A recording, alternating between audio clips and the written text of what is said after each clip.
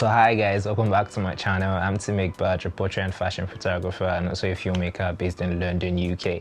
So guys, today I have something interesting to share with you guys. I'll be taking you through the behind the scene of a recent shoot I did, but this time I decided to try out using a macro lens because I felt like, guys, I just needed to have something different on my page or in my portfolio because I know the feel a macro lens actually gives is way different from actually using like a telephoto lens or a prime lens or whatsoever that is here. So I decided to use a macro lens, and the lighting setup for this particular shoot was basically just one light and a reflector, but at some certain point I decided to switch the reflector for another few lights. So let's run through this video real quick. So I decided to get the Sigma 105mm macro lens, which is the F2.8 lens. So I actually didn't regret getting this lens at all. The lens is sharp, it's amazing. I think the only downside to this particular lens is it doesn't have IB, so it doesn't have stabilization in the lens.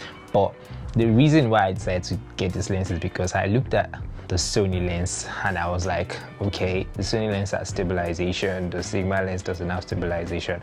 I could decide to work without the stabilization in the lens because I could decide to put my camera on a tripod and I could decide to take a picture, or I could decide to use a monopod for this particular picture, so I don't need to stabilize lens for this course. So, and I know this is simply going to be a photography lens, so that's why I just get the Sigma lens. And at the same time I decided to use a Sony a6400 for this picture, so I got the lens for the Sony camera. I was in between the f-stop of f10 because when you use a macro lens, your depth of field or the focus is very narrow, guys, because any little change or any little switch, because you could decide to like focus on the eyes and the eyelashes or the eyebrows are gone, guys. Like, that's the beauty of using the macro lens. So, and the macro lens, the also very interesting part of using the macro lens is you could decide to like zoom in, you could decide to move really close to your subject and have different dimensions and,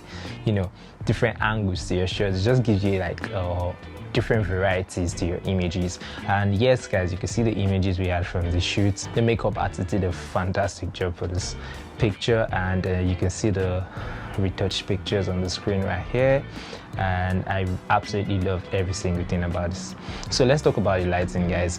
I decided to just put my main lights behind me, and it was just like it was a 120cm softbox. It was right behind me, and I decided to use a reflector as a few lights, but at some certain point I decided to switch the reflector for another light, just because I wanted to like have the freedom to actually increase my fill lights or reduce my fill lights. So this was how I actually lit the images for the shoot, and the images turned out really nice. So guys, I would just advise, if you're a portrait photographer, you could decide to actually get a macro lens so you could have a variety of shots in your portfolio, like just maybe like images of just the eyes only or just the lips only, just, you know, it's that kind of like interesting stuff that you need to like try out. So if you love this video, kindly hit the subscribe button and also hit the like icon, and don't forget to hit the post notification bell down below to get notified anytime I post new videos. So I'll see you in the next one, guys.